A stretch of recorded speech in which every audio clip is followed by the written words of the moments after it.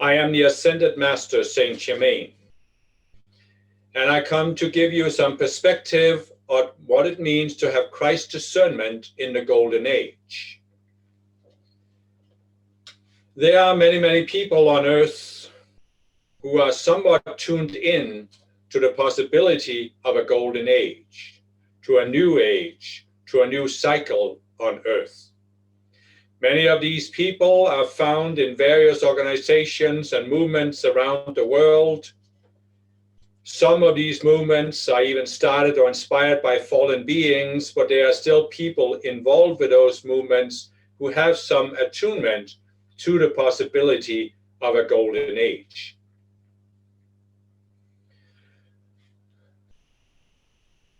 Now, what I have said many, many times is that the golden age is not about manifesting specific results. There are Ascended Master students throughout the ages who have had various visions about the golden age, and this is not my vision.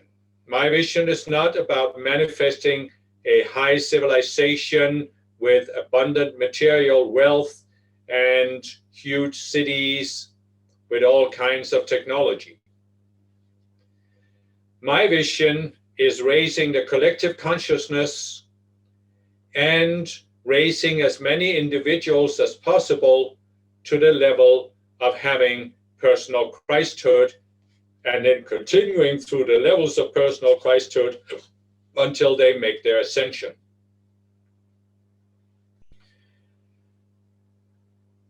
We have already talked about the fact that Christ discernment is not some final or ultimate stage. Well, neither is the Golden Age a final or ultimate stage.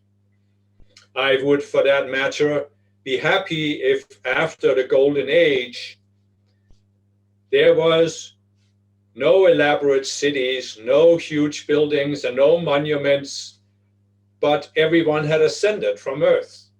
In that case, Earth had fulfilled its purpose as a cosmic schoolroom, as a basis for the ascension of life streams. This, of course, is not what I foresee happening, because it will take much longer before all people who are tied to Earth will be ready to ascend. Nevertheless, my point is simply that I do not have a final, absolute end goal for what the Golden Age should be like in terms of outer manifestations. This is important to keep in mind as Ascended Master students, because if you are to be able to tune in to my consciousness and receive insights, visions, ideas, inspiration related to the Golden Age, then you need to overcome this tendency to feel attachment to particular outer results or outer structures. You first of all need to overcome your attachment to current conditions. There is a tendency for many, many people who are contemplating what the future might be like to take current conditions and either decelerate them into a downward spiral so that society and civilization falls apart, or accelerate them into an upward spiral so that current conditions are perfected to some ultimate state where they reach some highest possible level.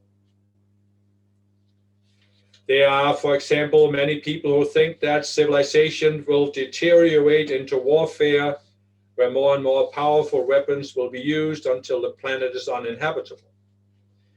There are those who believe that current technology will somehow be perfected until society reaches some kind of high state, as you see in some of these futuristic movies, where, for example, an entire planet is covered by one large city.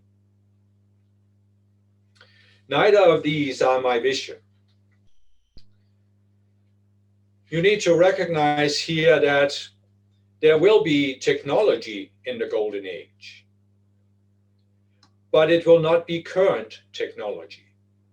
I have already given many teachings on the fact that current technology is force-based technology, and that this will be replaced in the golden age.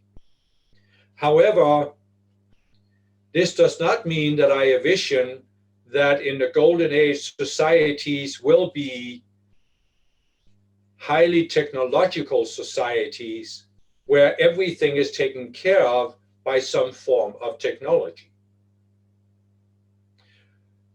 I do not foresee an age where technology, be it physical technology or artificial intelligence, replaces human beings or the human mind.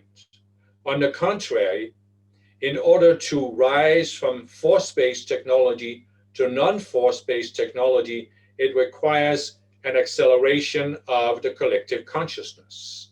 But this must be brought about by an acceleration of individuals who raise their consciousness and attain Christ discernment. Technology in the golden age will not replace the development of the human mind. It will be an outspring of, a consequence of the raising of the collective consciousness, the raising of individual minds. Technology will not replace human beings, but make it easier for human beings to focus on their personal development. It will also, to some degree, allow human beings to do some things that cannot be done today with current technology. But you see, current technology cannot be perfected so that it does what some of these futurists imagine that it will do. Neither can it, for that matter, be decelerated so that it has the destructive power that some other futurists imagine. Current technology is a dead end. It can only rise to a certain point, and then it cannot take the planet higher. In fact, you have already seen, in many ways, the end of current technology by the negative effects that some technologies have on the environment. You are in a spiral that, if continued unchecked, will lead to the planet becoming largely uninhabitable through pollution, through the mining of resources, and the devastation of forests, and so on. All of these things are signs that current technology is close to having reached its end of development, the end of its usefulness. So clearly a new form of technology is needed. I have, of course, all the knowledge and ideas for bringing forth this technology, but what is needed is that there are minds who can receive it. So what does it take to become a mind that is open to receiving not only the technology for the golden age, but the many other ideas that affect all other aspects of life on earth? Certainly culture will be transformed, spirituality will be transformed, art, science, education, all aspects of society will be transformed as part of the golden age. So there needs to be people who can receive these ideas. What does it take to open your mind to being able to receive one or even more than one golden age idea?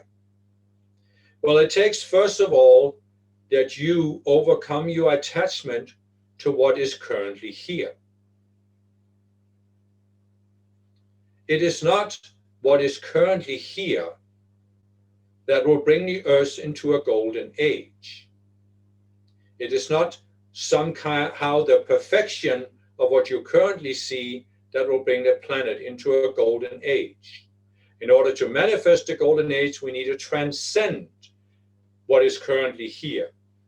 What do we need to transcend? Everything, my beloved. Everything. There are many things today that you see on this planet to which many people are completely attached, with which they are completely identified, which they think could never be expanded upon, do not need to be expanded upon, because they represent some kind of high point, some kind of pinnacle of human achievement. But it all needs to go. It all needs to be transcended. It is, as Jesus said, that the high shall be made low and the low shall be made high. Everything needs to change. Everything needs to be uprooted. Everything needs to be transformed. What does this mean? Well, as an example, one of the biggest attachments human beings have is to religions. You may look at the Catholic Church and say it has existed for 1700 years. And you may think it will continue to exist into the indefinite future. Not so. The Catholic Church will exist for some time.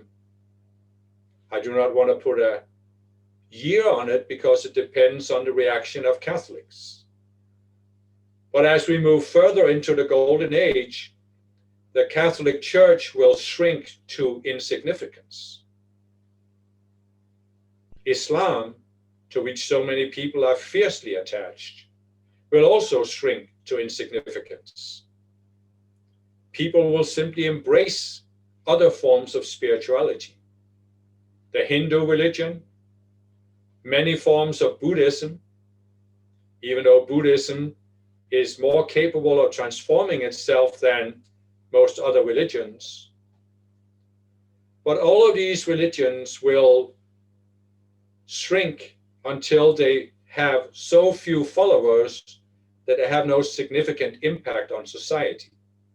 They will not be replaced by one religion, but by many different spiritual movements and teachings. But there will be a set of universal ideas about the transcendence of consciousness and the development of oneself and one's potential that will be widely accepted, even in what is not necessarily a religious or spiritual context. Even the science of psychology will be transformed so that what you already see as areas of positive psychology will be expanded to develop the full human potential, which can only be done when you recognize that human beings are not material beings. So, of course, the religion of materialism will disappear almost completely. And this I will put a number on. Around 100 years from now, most people will look back at today and be unable to fathom that so many people could believe in materialism, that they could believe that human beings are material beings. They will consider it as primitive as the belief that the earth was flat. And so, my beloved, consider how many people are attached to these religions, from materialism to the others, and are unwilling to give them up. Many futurists who actually could potentially be open to Golden Age ideas are firmly convinced that religion will disappear in the near future and there will only be a materialistic outlook on life. Well, this blocks you then from having the Christ discernment that allows you to receive a certain idea, that allows you to look beyond what is currently here, and therefore receive a new idea that is entirely different. Another thing that needs to be challenged and will be challenged in the Golden Age is nation states. Nation states have already outlived their usefulness There was a time where it was necessary to create nation states because so many people were trapped in this tribal consciousness that the nation state was actually a step up because it united these tribes in a larger unit. But of course, these larger units, these nations, have also created much conflict and warfare, even at a larger scale than any of the scattered tribes were able to do. So this needs to be transcended. Consider how many people are attached to their nation. Consider how many Americans, for example, believe that America will last forever in its present form and will remain the greatest nation on earth, the dominant nation, the dominant superpower. Well, America may well survive in some form, but not in its current form, and certainly not by seeing itself as being set apart from all other nations, being superior to other nations, and therefore not being willing to cooperate with them in a spirit of equality. What are the nations that will do best in the golden age? Well, it is the ones who can cooperate in a spirit of mutual benefit, looking for that which benefits all. You see it to some degree already in parts of the world, but you will see it much more in the golden age. And these are the nations that will be more prosperous, more successful, will be able to receive many of the new age ideas, and they will eventually begin to transcend the national consciousness, expanding it to a more regional awareness where people begin to see what unites them instead of seeing what divides them. This, of course, is Christ discernment. You see what unites people instead of what divides people. Then, of course, there is the military. Do you really believe that 500 years from now, in the golden age, there will still be a military that has the capacity to make the planet uninhabitable with these completely inhuman and unnecessary weapons? Well, of course not. But look how many people are attached to the military, are attached to feeling that their nation is strong because of its military. It is not just the United States, although certainly the United States maintains the largest military on earth. And why is this so if it claims to be a peaceful and democratic nation? These things must be challenged in the golden age. But if people are attached to the military, how can they challenge them? How can they ask the questions that opens their minds to receiving the answers or the vision for what comes after this? Then there is the entire question of government. Well, my beloved, as I said earlier, there are some organizations in the world that deal with new forms of governing. Some of them have started and to some degree controlled by fallen beings, and they advocate a form of one world government. Many people are fiercely against this. But my beloved, if you look into the golden age, do you really see all these separate nations, all these conflicts around the world, all this competition between different nations about becoming the biggest, the strongest, the most powerful? Is this what you see in the golden age? Because then you are attached to something that is here currently. It's clear that at some point there will be a one world government. It will, of course, not be the one world government envisioned by the fallen beings, but it will be a true cooperative spirit that recognizes the basic humanity and the essential humanity of all people. And therefore, it will be a government that is based on the recognition that it isn't sustainable that we have a group of nations who have a high material standard of living, and then we have a much larger group of nations where most people live beneath the poverty level, and can barely sustain their physical bodies, let alone raise children. There will come a point where the collective consciousness has been raised so that it simply becomes obvious that this isn't sustainable. And therefore, there will be initiatives attempting to create a worldwide body who can address this problem.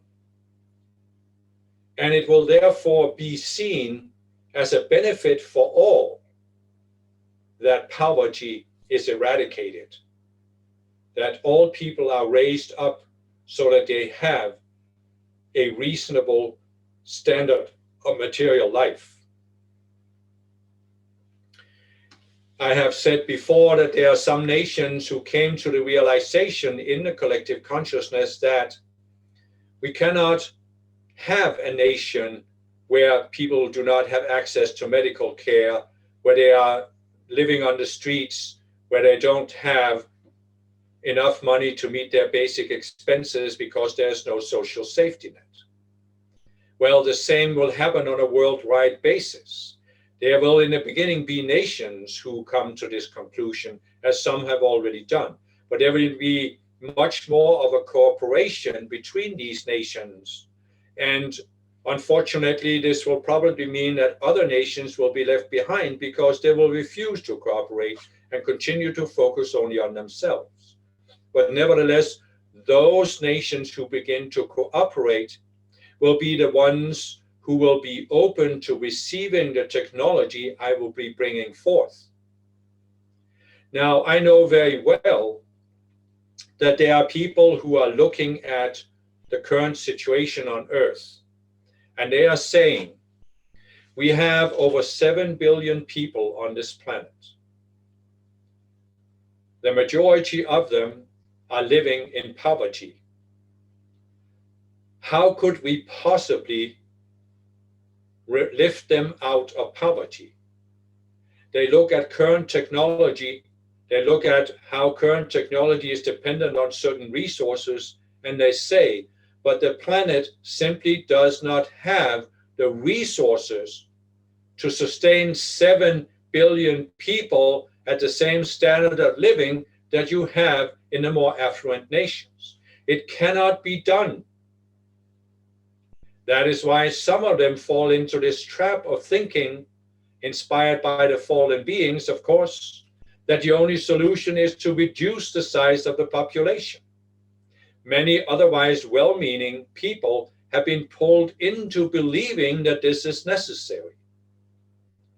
This is, of course, an illusion created by the mind of Antichrist, and therefore anyone who has a certain level of Christ discernment will be able to see that it is not the solution to reduce the size of the population to what? 5 billion, 3 billion, 2 billion, 1 billion, and then you have a sustainable society with current resources? Who is going to reduce the population? Who is going to create the army that goes out there and shoots all of those people who are deemed not sustainable for the future of the planet? Who is going to decide who lives and who dies? Because this is the consequence of what you are believing. You can, of course, reduce the growth of the population, but that isn't going to take care of the problem fast enough. The real solution to this is to recognize that in order for this planet to sustain 7 billion people and eventually 10 billion people, which is what the planet is designed to sustain, then technology needs to be raised to a higher level. You need to raise technology to the point where there is a non-force-based technology. This means many different things, but what I'm pointing out here is that this technology will enable societies to build a much higher standard of living without consuming anywhere near the amount of resources, natural resources, that are being consumed today. In fact, in a little longer term, there will be technology that will enable 10 billion people to live an affluent life on this planet without consuming hardly any natural resources. There will still be some use of land, but there will not be the consuming of resources that you see today. It will not be necessary because non-force-based technology can bring forth the resources without taking them from nature, from the planet. This may seem like some futuristic utopian babble, but I can assure you it is a very real technology. But who can receive this kind of technology? Well, not the ones who would use it for selfish purposes to make their own nation more powerful. Only those who will use it to help those who are not as fortunate as themselves. So in other words, the nations who can best cooperate are precisely the nations who will be the forerunners of the golden age. They will receive this technology, and current nations that may seem powerful or sophisticated may be left behind if they are not willing to start cooperating with others.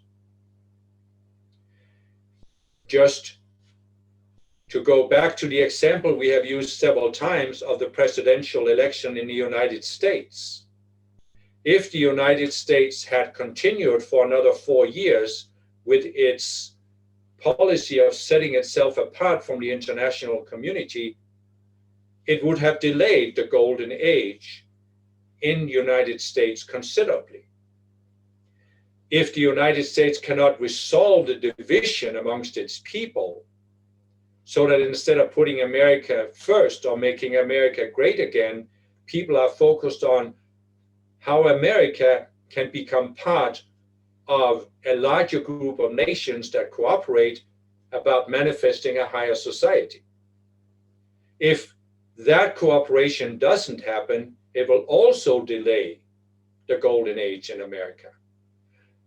In fact, it is possible, I'm not saying it will happen, but it is possible that America could be one of the nations that will be left behind because other nations cooperate to a higher degree, and therefore they receive the technology that will make current technology obsolete and therefore make it impossible for those nations who do not have non-force-based technology to continue to compete and grow on the world scale.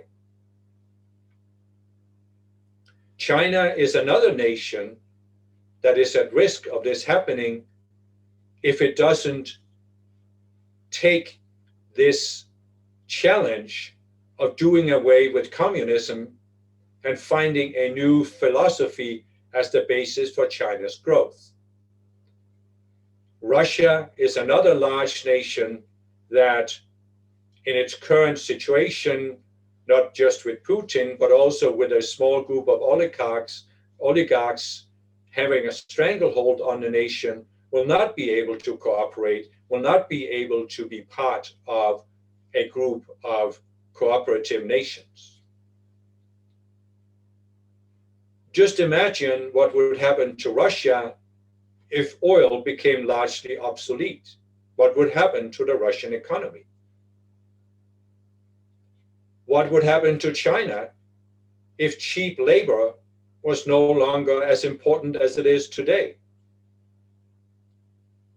What would happen to the United States if oil, if coal, if industrial production, if a large military is not as important as it is today? What would, for that matter, happen to the United States if a large market was not as important as it is today because people do not consume as many material goods as they do today? So you see here that it is necessary to overcome the attachment to particular nations and particular nations maintaining their current status of having what they now perceive as a certain power, a certain status, whether it is for this or that reason. The future belongs to those who can cooperate across national boundaries, who can begin to soften up those national boundaries and begin to take care of others and raise up those who are behind in the development. And so you see here that what can bring the willingness to cooperate? Well, the answer is Christ discernment. What is true cooperation based upon? It is based upon the vision that beyond all of these outer divisions, all people have something in common. There is a basic humanity that all people share. And therefore, all are worthy of having a decent life. None are more worthy or more important than others. This is, as Maitreya will talk about, the desire to be special compared to others. But I will let him expound upon this and simply point out that Christ discernment means recognizing what people have in common and seeing the unreality, the illusion of all of the divisions that set people apart. When you begin to see beyond the divisions, then you have a certain measure of Christ discernment. And you see that basic humanity, as of course many people and many nations have begun to see, then you have a certain level of Christ discernment. And you increase that Christ discernment by moving on to seeing the essential humanity, which is the potential that all people have. There are nations in the world right now who have recognized that you cannot make a division of people into those who are capable of getting a higher education and those who are not, based on where they were born. A person may be born in a poor family, but it doesn't mean that that person does not have the ability to get a higher education. It is very possible that a live stream can be born in a poor family, but still have the capacity of mind to become an expert, a genius, an inventor in some field. And therefore, these nations have recognized that all people should have equal access to education. They have considered this a national priority, some based on a basic humanitarian consideration that all people should have the same opportunity, but some even on at least a beginning recognition that all people have an equal potential to develop themselves. Look at the nations that do not prioritize this, such as, for example, the United States, where education is becoming so expensive that hardly anyone who is not born in an upper middle class or higher family can afford an education, unless they join the army and thereby get scholarships by risking their lives for a certain number of years. And so you see again, why is it that America imports many educated people, inventive people from other countries? Well, it is because American education simply isn't at that level where it's available to all people. Does it mean that there aren't people in America who could have the potential to fill these positions? No, it doesn't. But these people in America are not all born to the upper middle class and power elite families. Many of them are born in poor families, but they never have a realistic opportunity to get a higher education and therefore use their skills. This is a wasted resource for America. And the question is how long America can afford to waste so many resources of its own people and still remain one of the so-called most advanced and powerful nations on earth. And so you see, again, Christ's discernment will challenge many of the structures, many of the beliefs and mindsets that people have today. First of all, there is an aspect of Christ's discernment that I would like to discourse on.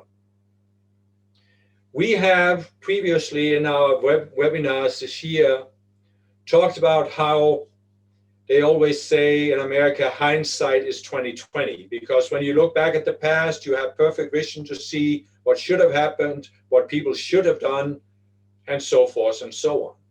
We have said that if you look at the past and see certain trends and project them into the future, well, you can also have perfect foresight, because you can easily see that if something doesn't change, then current developments will continue and there will be a certain outcome that is almost guaranteed.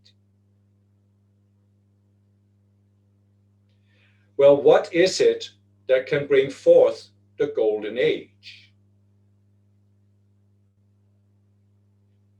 It is the willingness to recognize that nothing can stand still. That if you look at history, you see that many empires have arisen. You see in the past how there were certain civilizations that reached a very, very high level. You see thousands of years ago, the Egyptians had a very highly developed civilization, were able to build the pyramids that are still considered impressive, even with today's technology. Whereas many of the people in other parts of the world were still living basically at the Stone Age or Bronze Age level. But where's the Egyptian civilization today? Where is it? Well, not very impressive today. What is happening in Egypt, is it? And so you see many of these empires. You see some empires that have managed to survive for quite some time, but you see in the past that all of them have either collapsed or, and here's the important point, have been transformed into something else. This means what? It means that no matter how powerful a nation or civilization might seem to be today, it cannot survive indefinitely unless it is willing to change. And that means it must be willing to transform itself into something else than what it is right now.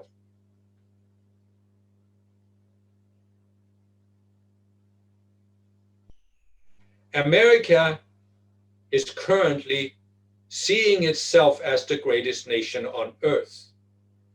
This is somewhat strange, since so many people in America know they are losing their material standard of living, feel disempowered, distrust their government.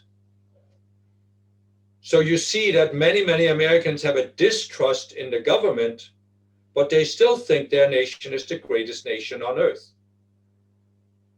Well, if you can't trust your own government, how can your nation be the greatest nation? And so you see this cognitive dissonance. But nevertheless, there are many Americans who believe that America will continue for the indefinite future to be the greatest nation on earth. But is this so? Well, we can actually say for certain that America will not continue to be the greatest nation on earth. The America you have today will not continue to be the greatest nation on earth. Why is this so? Because the only way for America to survive is to transform itself into something else that is not what it is today.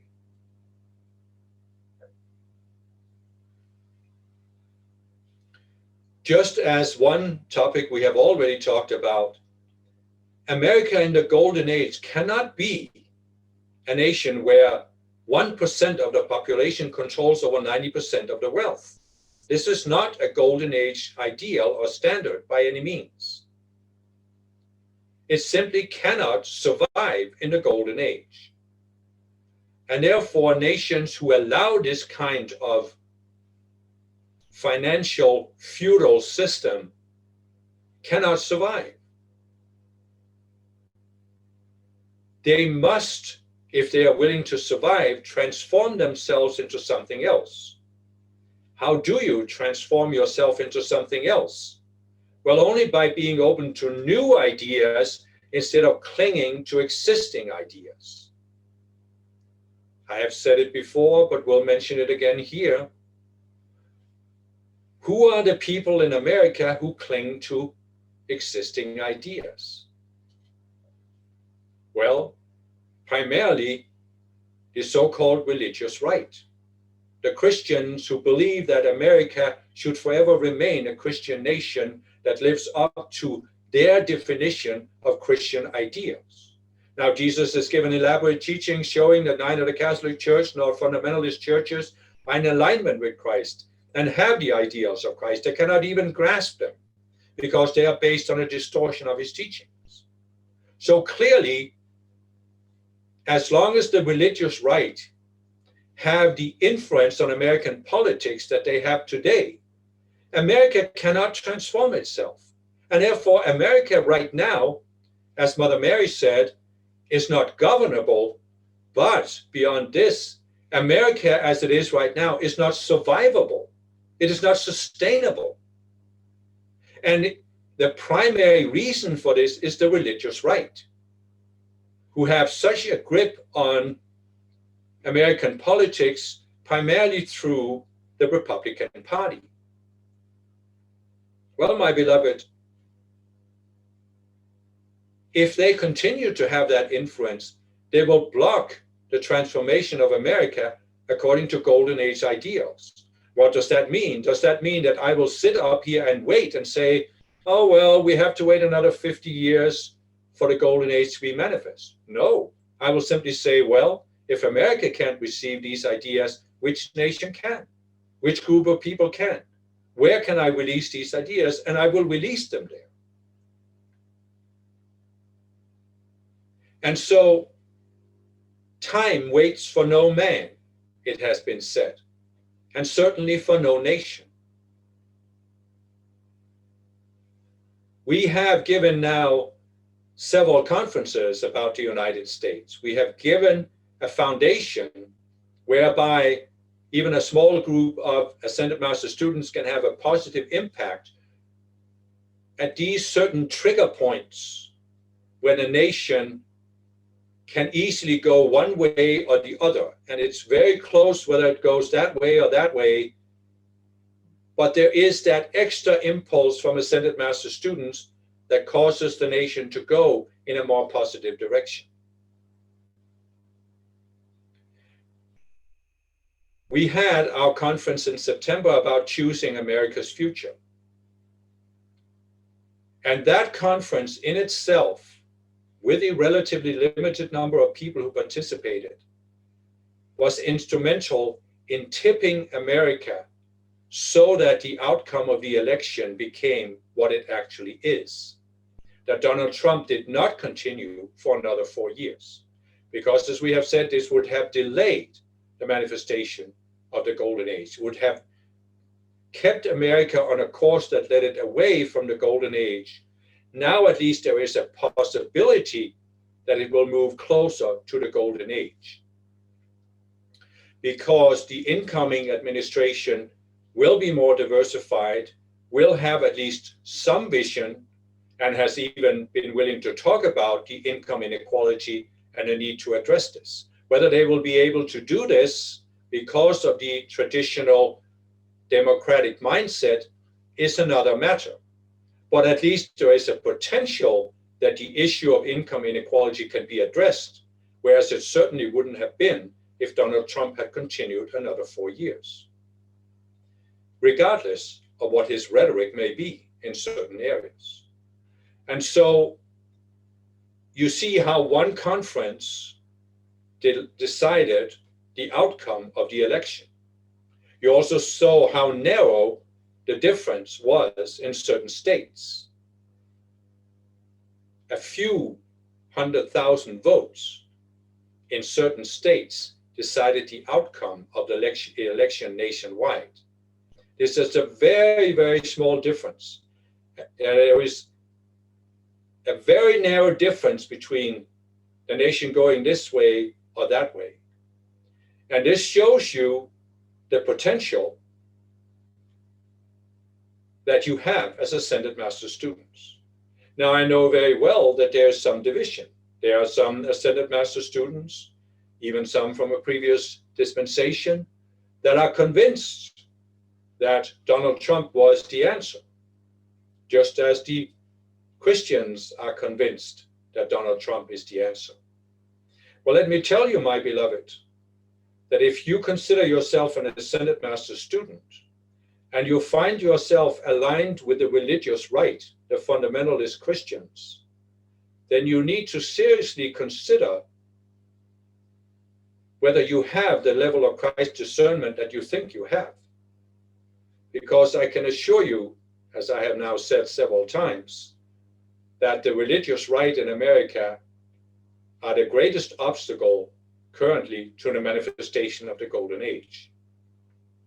Just as the religious fundamentalists in Islam are the greatest obstacle to progress in the Muslim world. And so you see here that Christ discernment means looking beyond differences, looking beyond those who are trapped in black and white thinking they are the only ones who are right and all others are wrong. What do the fundamentalist Christians think? Their religion is the only true one, all others are wrong. Now, we have said that Donald Trump is a narcissist. What does he think?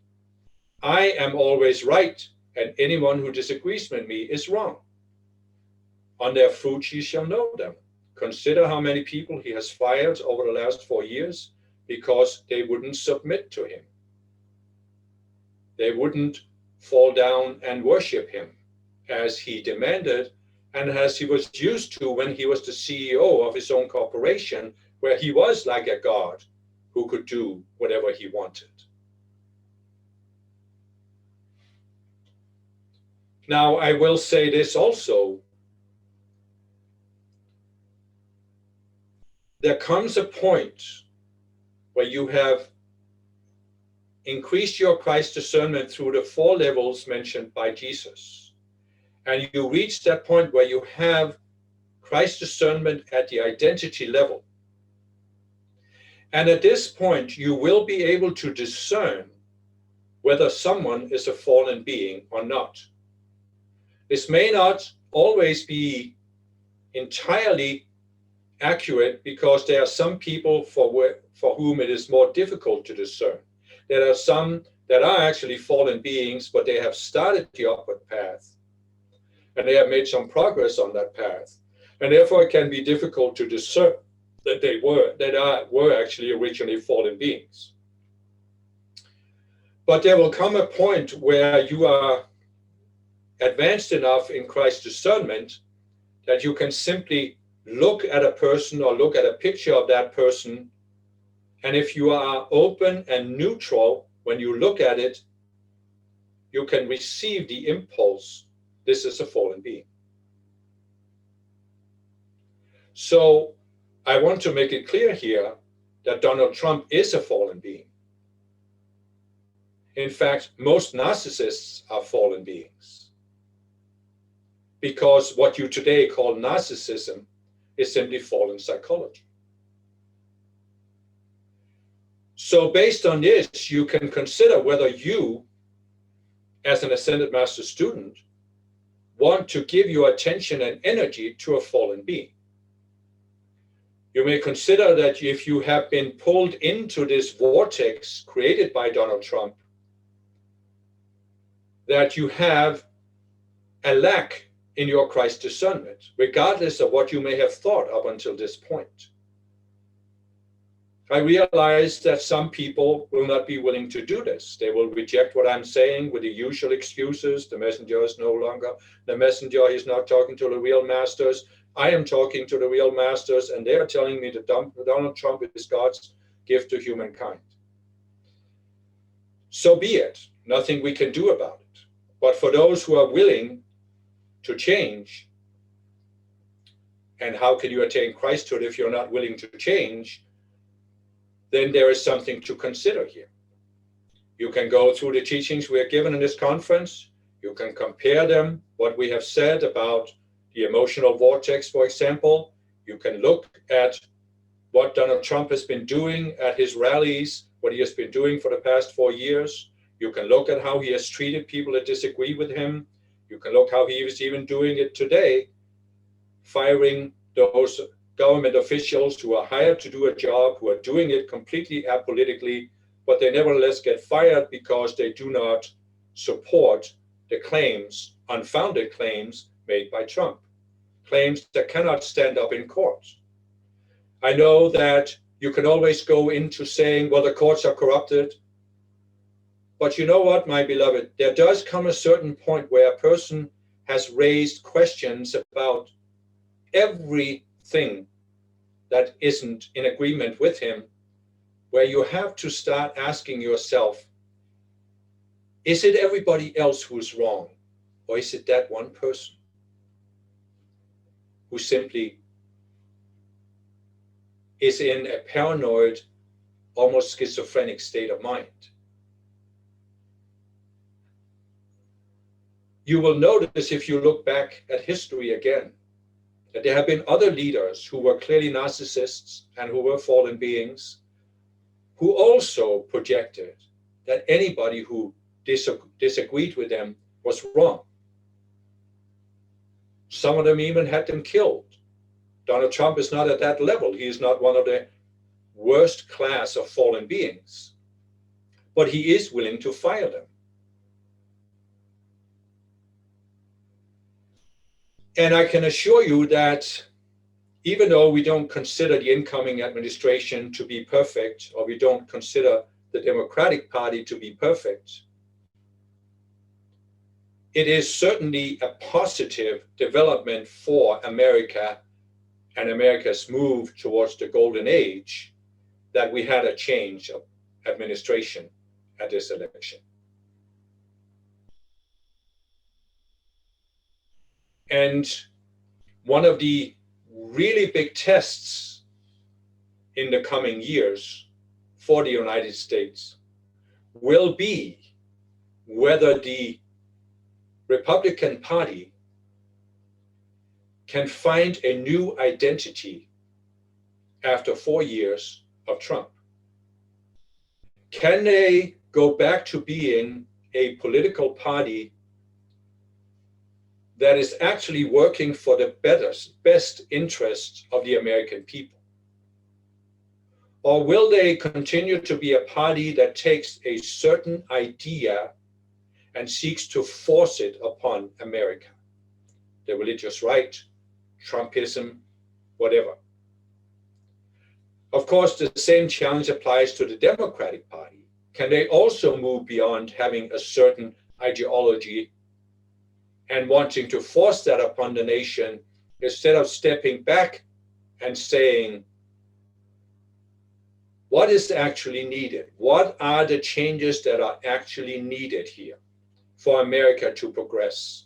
What are the issues we need to deal with? And so the question simply is, can America learn the lesson it has the potential to learn from having a narcissist, a fallen being as president? Can America move beyond this mindset, the black and white thinking, the projection that there's a scapegoat, that these are not real Americans, that these are enemies of the people, and all of this rhetoric that has been twittered out of the White House now for 4 years? Can America move beyond this? Can they leave it behind? The animosity, the projection that the problem is outside of ourselves. Can America move beyond it? If not, again, there will be a considerable delay of the golden age manifesting in America. And there is the potential that America can be left behind. Because if you look at this division in the American nation today,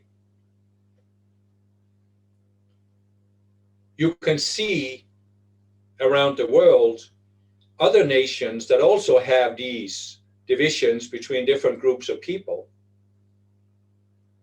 And those nations are not prospering.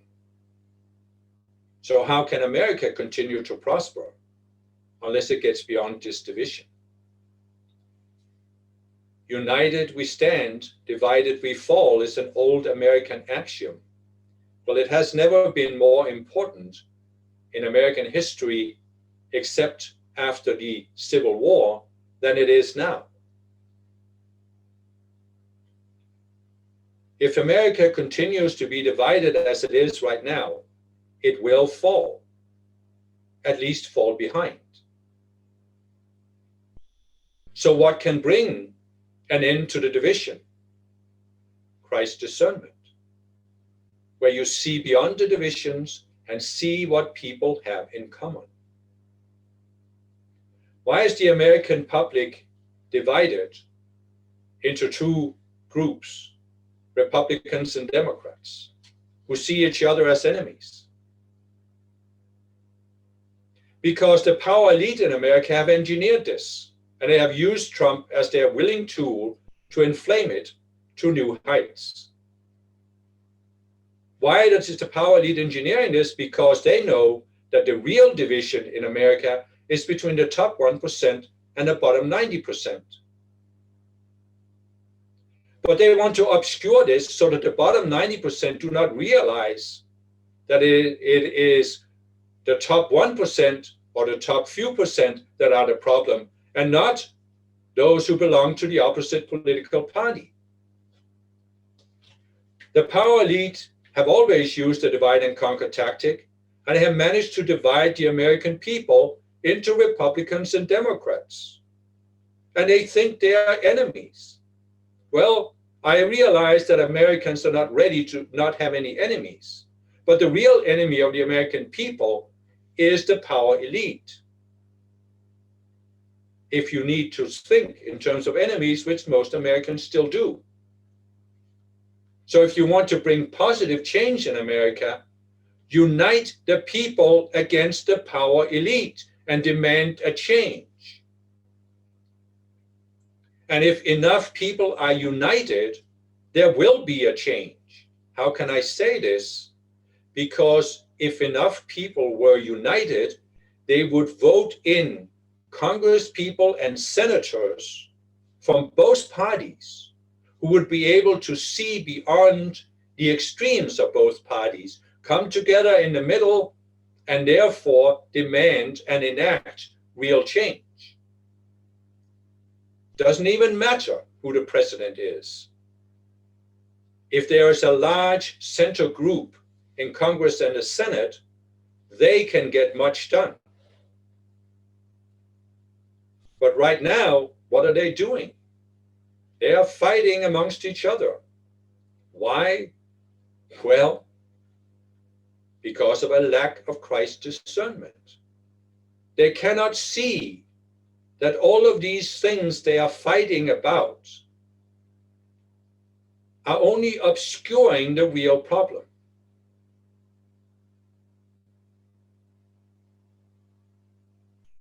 So what you can do as Ascended Master students is you can make any changes you feel you need to make based on the teachings we have given here. You can raise your consciousness. You can perhaps come together. You can perhaps have conversations with each other that aren't based on this divisiveness or making you feel right and the other person feel wrong, but where you say, let's do what Saint Germain said. Look beyond what's divides us and look at what unites us. What is it we really want to see for America?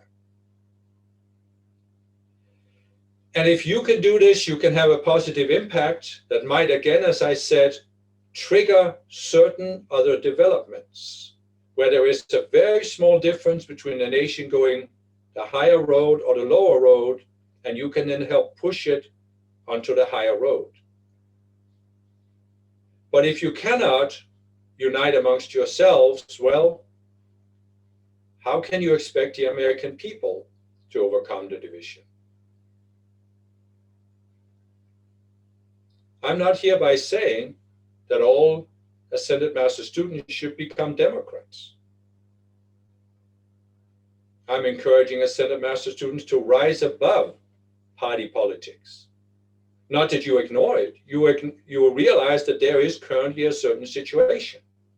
But you also realize that it is possible within both of the existing parties to vote in members who are more progressive, more open-minded, primarily younger people. You even see that in this election, there was a greater number of people, younger people, voted in both parties who have a different attitude than those who have been there for many years. And so this is what you can envision, that in the coming election in a couple of years, there is another wave of these more progressive, open-minded people in both parties, so that they eventually form a majority and they start cooperating across party lines as the American system is meant to be based on. If you go back to the original vision of those who created the current system, they didn't imagine two political parties that saw each other as enemies and refused to cooperate. They didn't imagine that there was an iron curtain in the middle of Congress and that there was no cooperation or even communication with those on the other side. They imagined that there would be cooperation so that regardless of each person or each party having a certain policy, there would be enough members who would be able to come together in the middle that they could make the changes that represent the more balanced approach. This is the only way that the American system with two parties can function. Currently, it is not functioning. America is ungovernable because of this division. And so what I would like to see Ascended Master students, whether they follow this dispensation or others, is to transcend party politics and have a greater vision of what comes after the current situation.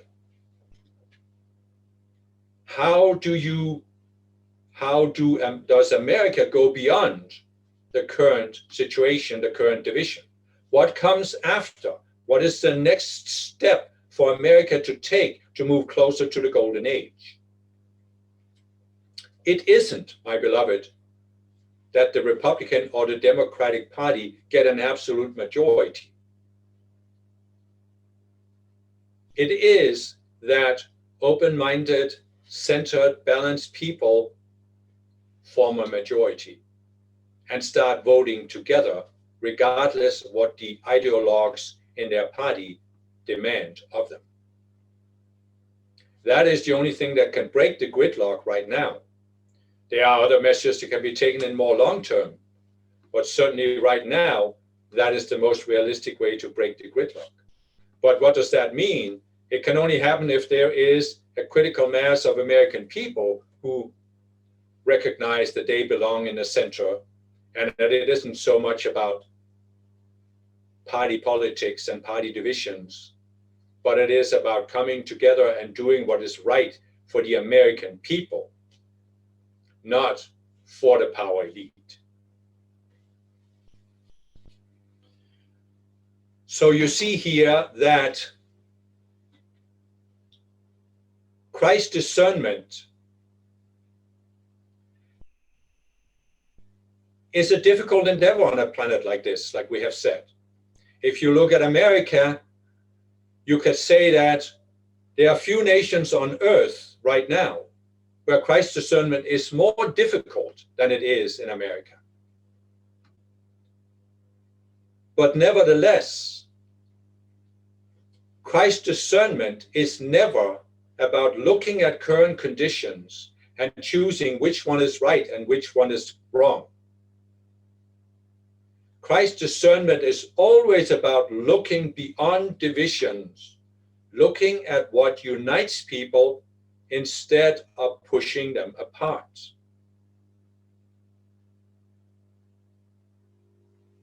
And if you will use this measure to look at the current political situation, then you can avoid being pulled into these vortexes that we have talked about, that so many people have been pulled into.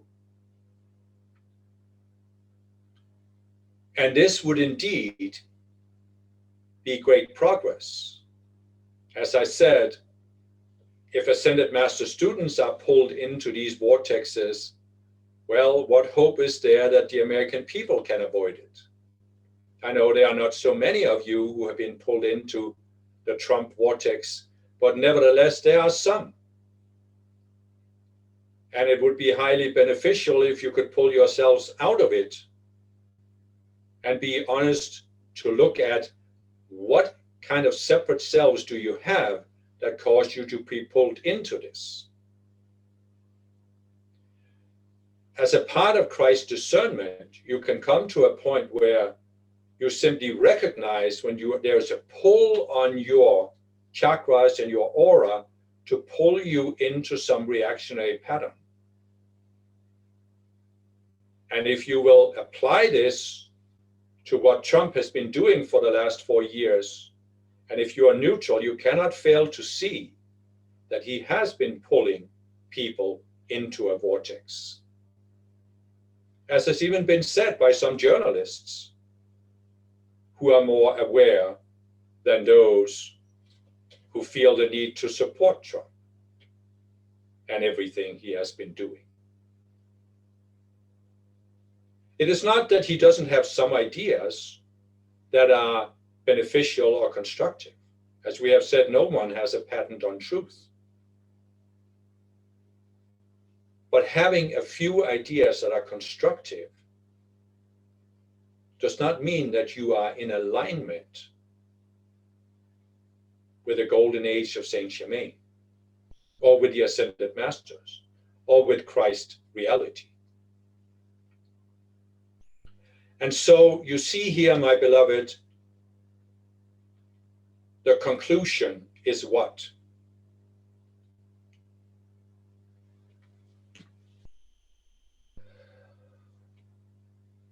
The conclusion is that if you want to make your ascension, if you want to manifest Christhood, you can never allow yourself to think that your current level of Christ discernment is sufficient. As we have said, your current level of Christhood will not take you all the way to your ascension. You need to be willing to continually transcend your current level of Christ discernment. If you are not, you will go on the left-handed path. You will create a downward spiral for yourself. And you will not be able to make your ascension if that was part of your divine plan for this lifetime. Neither will you be able to fulfill whatever goals you did define for this lifetime. And so this may sound like a dire warning, and quite frankly it is. What else would you have me do? Sugarcoat it? Cater to your ego? Cater to your sense that you are not wrong, that you couldn't have been wrong, that you couldn't have been so fooled? This is something, again, Maitreya will also address. You cannot increase your Christhood if you're not willing to be wrong. Of course, this doesn't mean wrong in a black and white sense, but if you're not willing to admit that you didn't have the highest level of Christ discernment, if you're not willing to admit that your current level of Christ discernment is not the highest level possible, how can you rise beyond your current level? You will stay at your current level, but as we have said, you cannot really stay, you must go down. This is the stark reality on a planet like Earth.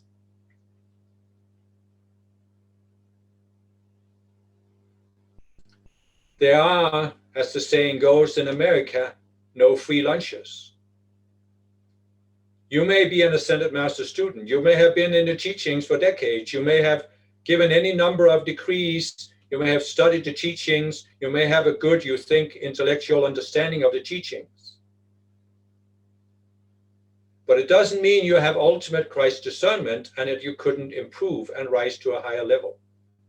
If you're not willing to admit this and acknowledge this, then you will not grow. So again, we do everything we can to help you make that transition where you can grow and continue to grow until you reach that 144th level. And now you are ready to see through that final illusion, to let go of that final separate self and step through the pearly gate that leads to the ascended realm.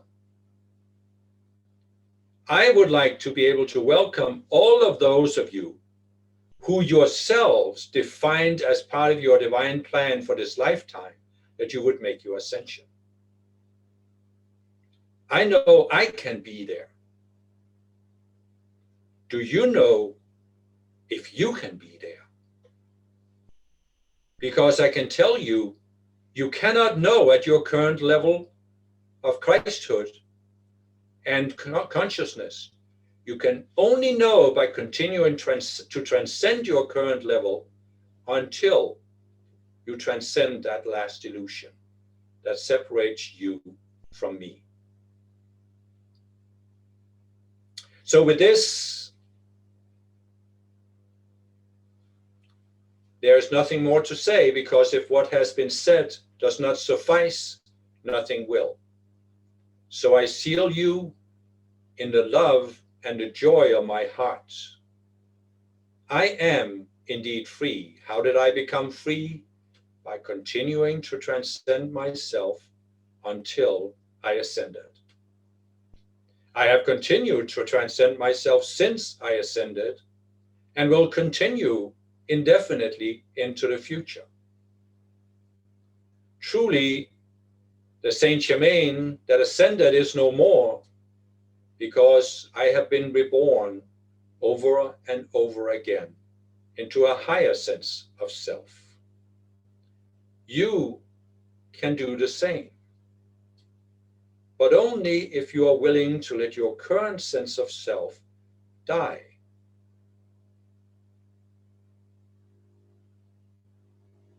Therefore, be willing to try to let your current self die.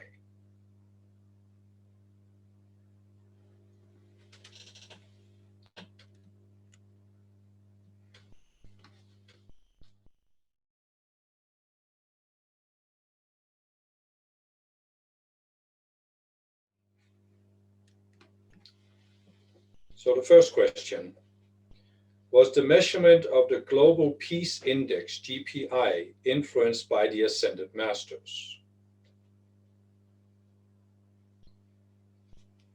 Saint Germain will answer, yes, it was inspired by us. Not necessarily that we support everything that is done or the entire methodology, because this, of course, can be measured in many different ways. But it is important to have some way of measuring which countries are more peaceful than others. What is the difference between more peaceful and less peaceful countries? What is it that creates division in a country and makes a country more likely to war with its neighbors? So it's clear that this and many other attempts to measure certain indexes and measure the progress is an important part of the world becoming more aware of what forces drive change and what forces work against change. You have a unique situation in the world today because you have computer technology that can store amounts of data that could not have been stored earlier. And you have the technology that can process large amounts of data. And therefore, you can do things with statistics that were unthinkable 30 or 40 years ago. And it is very necessary to use this kind of capacity to look at many aspects of life, many aspects of the evolution of nations and institutions and history, and see what are the trends that can be learned. As we have said, if you look back and see the trends, see beyond the outer actual events, but see the underlying trends, then you can project those trends in the future and see that if nothing changes, this is likely to be the result.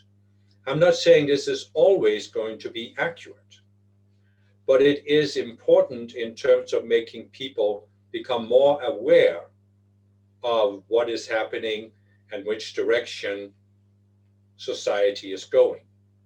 Naturally, there is always the possibility that these things can be manipulated, can be misinterpreted, like you see in a climate debate, but nevertheless, it is still a necessary part of the growth of the collective consciousness.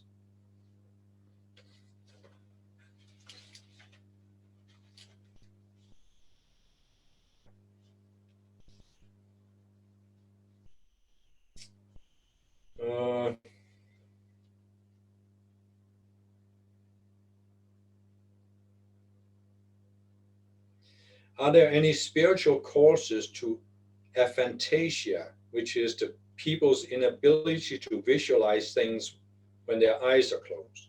This might cause problems for people who use visualization exercises that are suggested by Mother Mary. What can such people do in order to best use the tools provided without being able to visualize or having poor ability on that? It seems to me that similar question has been addressed before. Yeah. So it didn't particularly mention aphantasia, I think, but what do you do if you're not visualized? So you can find that on the website.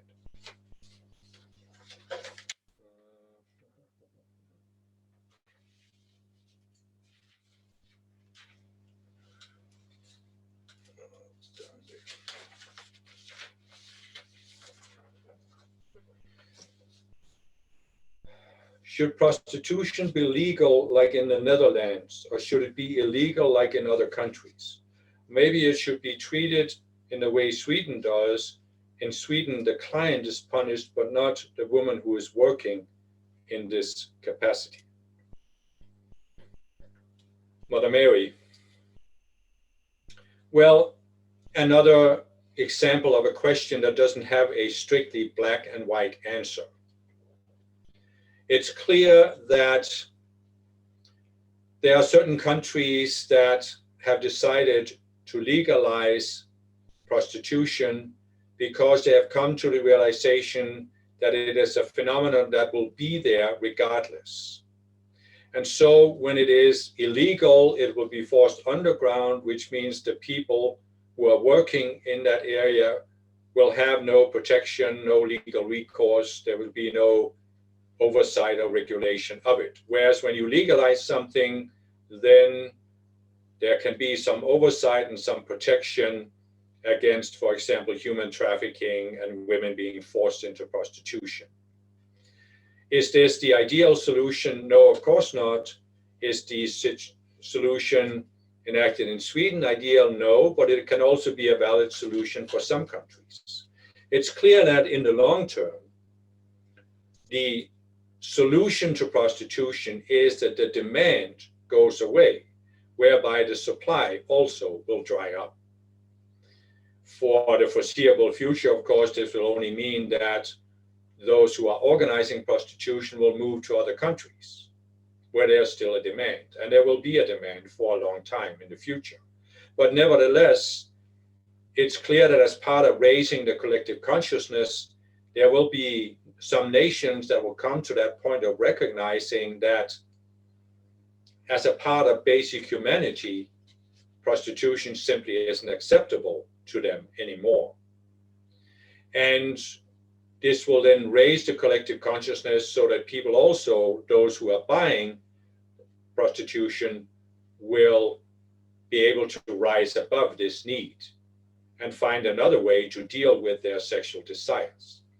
Of course, this is not a simple thing, because we have talked about before how the abuse of women comes all the way from advertising, where men's sex drive is artificially inflated, and these things will need to be addressed before you can have the point where the demand for prostitution fades away.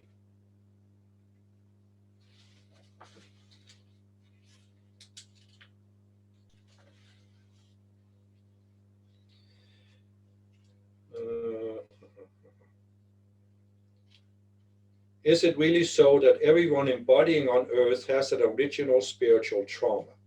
Is it possible that the trauma was not caused by someone to you in a previous embodiment, but actually the one who is right now a student of ascended masters was the one who caused the trauma for someone else, and this somehow became the trauma for this person?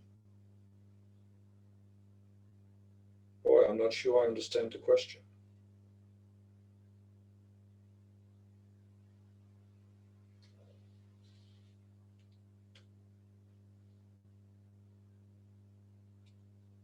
See, so I'd like to have a clarification on that question if the person who submitted it is listening. What I'm wondering is, are you asking if you could have taken on a trauma that someone else caused to someone else? What exactly is being asked?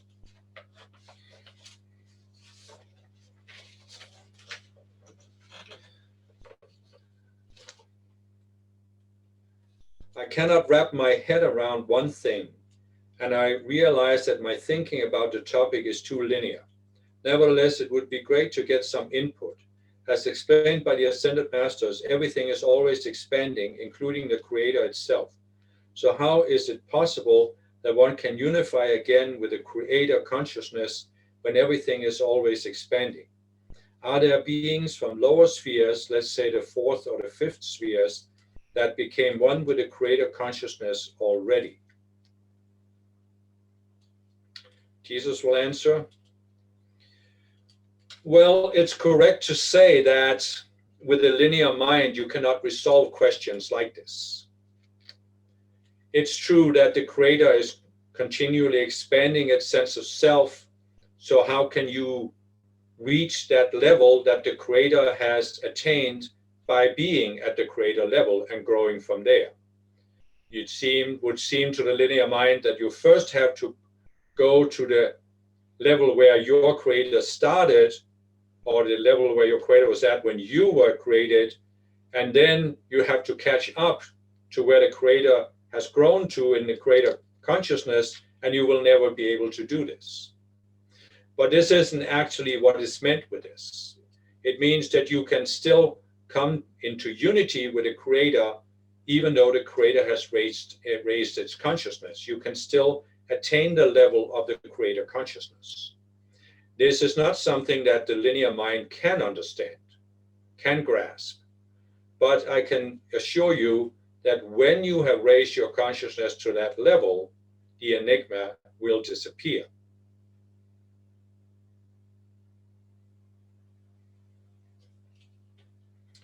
Now, in terms of the question of whether there are beings who were created in your world of form that have attained to the Creator level of consciousness, yes, there are some from the first sphere, not from the spheres that were created after the first one, but from the first sphere, there are some that have.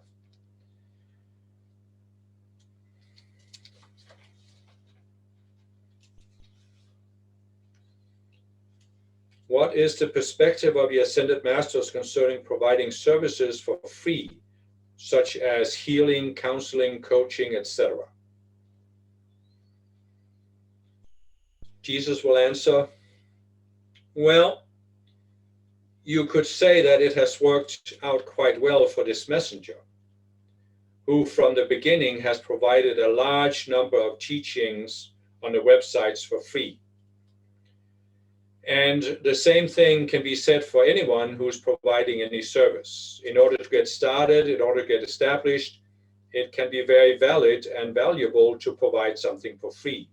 Even later, it can still be valuable to give a certain amount of free teachings. You can consider the concept of tithing and say that you would give away a certain number, whether it's exactly 10% or some other number, of free services, which would then attract to yourself new clients and therefore grow your service.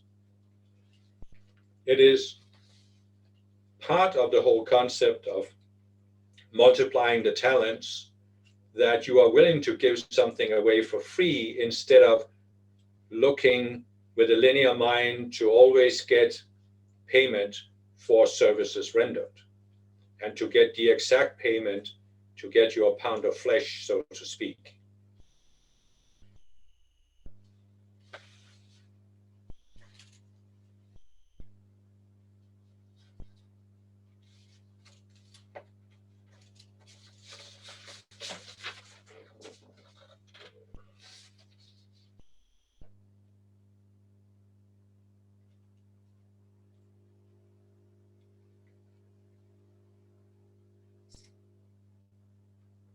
Well, we already had one question about the World Economic Forum and a Great Reset.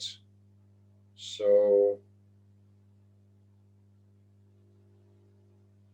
I don't think there's anything new in this question.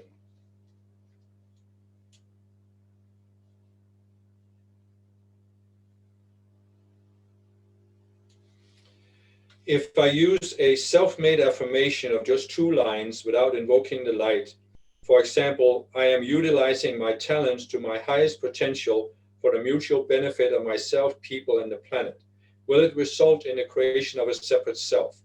Else, if it is chanted hundreds of times a day, will it be able to eventually override the separate cells that are blocking our progress, or is it just going to complicate things still more? Mother Mary will address it. Well, my beloved, the answer is yes and no. You have a very long tradition on this planet of positive mental attitude, using certain visualization techniques such as treasure mapping and giving positive affirmations. And there is validity to it in the sense that for a time, it can have a positive effect on overriding some of the cells that you have that block your abundance, for example. But if you continue to do it beyond a certain point, then it is correct that it will simply create a separate self.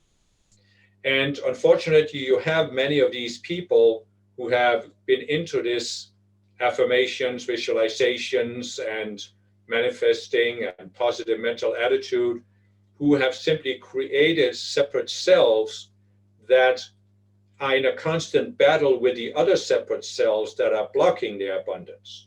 So you now have two groups of separate cells that are fighting with each other, and it all ties up your energy, your attention, even your subconscious energy, so that you have less energy left over to actually manifest more abundance. Now, this is not to say that there is no validity to these movements that promote this positive mental attitude.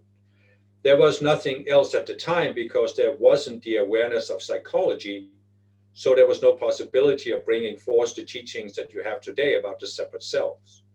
So people had to do something, and this was one way to at least create some improvement.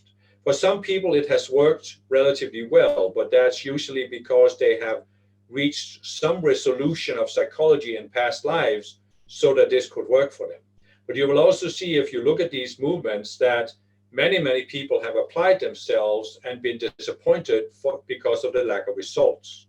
And this is simply because there isn't the resolution of psychology that makes this work. So it's clear that the deeper approach to this is to look at the psychology and resolve the separate cells that are blocking your progress, whether it's abundance or something else, instead of creating other separate cells to suppress them. That way you can free up your energies, and the more you free up your energies from being tied up in these structures in your subconscious mind, the more energy you have to fulfill your goals.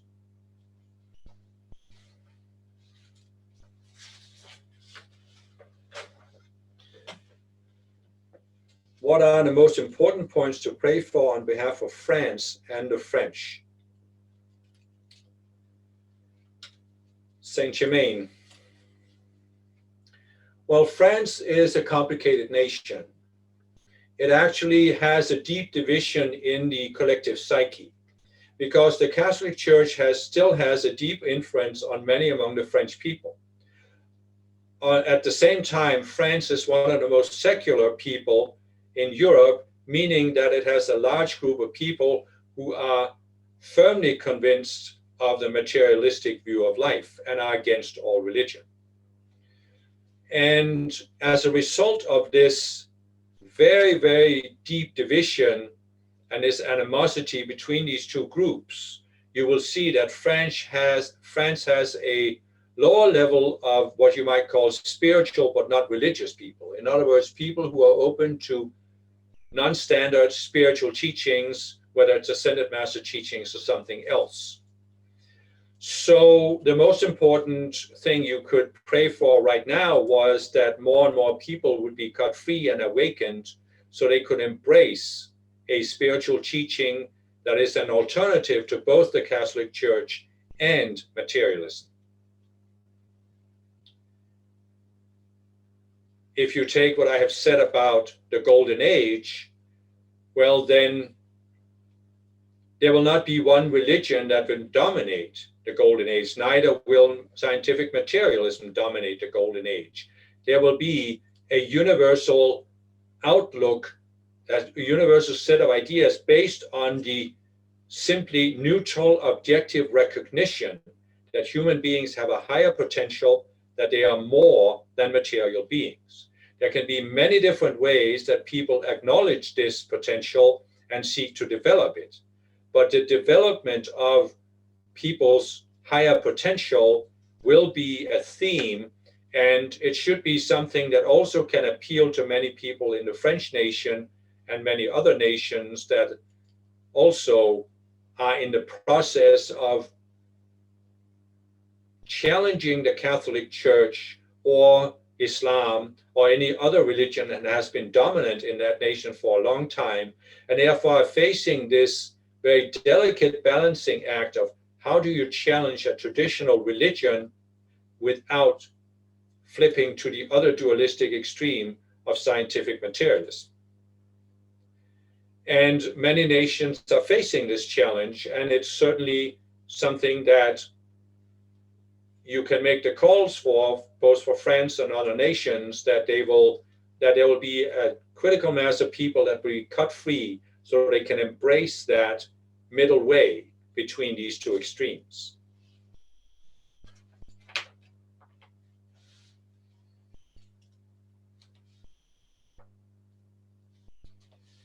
There's a question here about the pyramids, but I think there's some answer about the pyramids.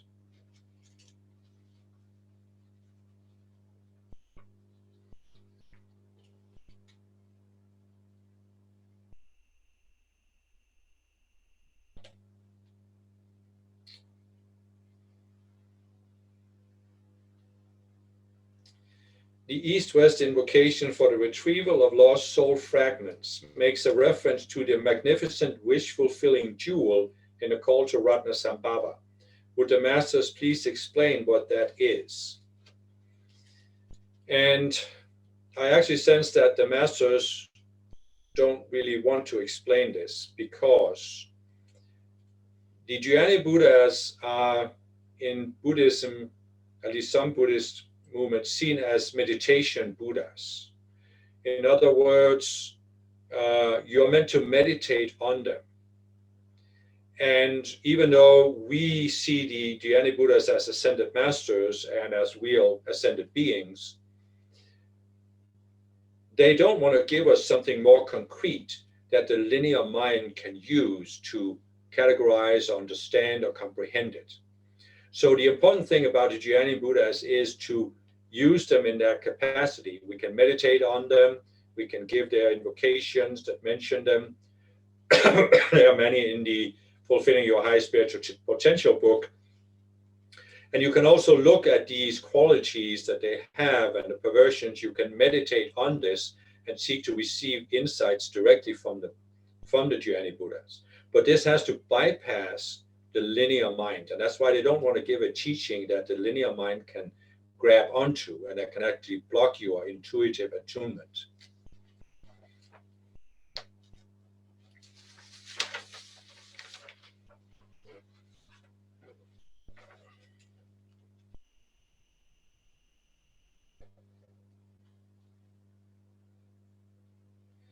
Many women are growing taller, some nearly as tall as men, or sometimes even taller. Is this a result of the law of transcendence? Mother Mary? No, it isn't a spiritual cause. It is primarily better nutrition that is causing both men and women to grow taller, and therefore balance some of the discrepancy between the height of men and women. There is, of course, no natural cause why women should be less tall than men. But there has been some traditional causes in the sense that men have been eating more or eating differently because they had to do hard physical work, or they had to be ready to go into battle, and therefore it was perceived that they had to be physically strong.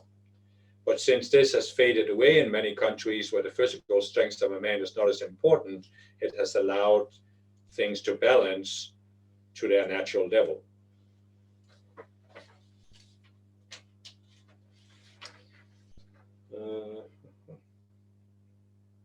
Some men, especially men born in a poor situation, fear that women are taking over completely and will rule the world and men within a short time. What can men do to overcome these fears? Mother Mary? Well, most men will not be open to an ascended master teaching, so there's nothing we can really say other than simply let things work out so that these men see if their fears are justified, which they won't be. But if you are more spiritually aware, you can, of course, realize that this comes from a separate self that has been created by this male-dominant culture that you find in many parts of the world, where men have a negative attitude towards women, are very suspicious of women, and especially of women being in leadership or decision-making positions. There's no reality to it, but it has been projected into the collective consciousness of certain nations for so long that many men have created these separate selves that actually believe that women will be tyrants and will enslave men as women have been enslaved by men in the past, or still are in some nations.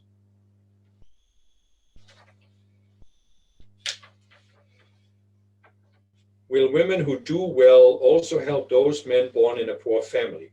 is it possible that many men simply do not know women very well, and this is a chance for women to show that they are caring and will help both men and women?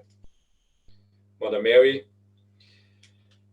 well, you will see that women, because of what we said in our teachings about women, and because they have more of a mother instinct, they will, as leaders, not act as men have been doing. And so it's clear that women will create more egalitarian societies, and they will not set themselves up as tyrants. This is not to say that we envision that there will be any countries that will exclusively be led by women. There will ideally always be a balance of men and women who can complement each other. But even if women were allowed to rule, they would not be as unbalanced as men have been and still are in many nations. So what you actually see here is that these men who fear the rule of women are, as you correctly say, they don't know women. And the reason they don't know women is that they are projecting male psychology onto women. They think that women have the same basic psychology as men, and therefore if women are put in the same position of power as men have had, they will act like the men are doing. Now I know you can point to certain historical female rulers who have acted like tyrants, but this is not what you will see in the modern world, certainly not the democratic part of the world.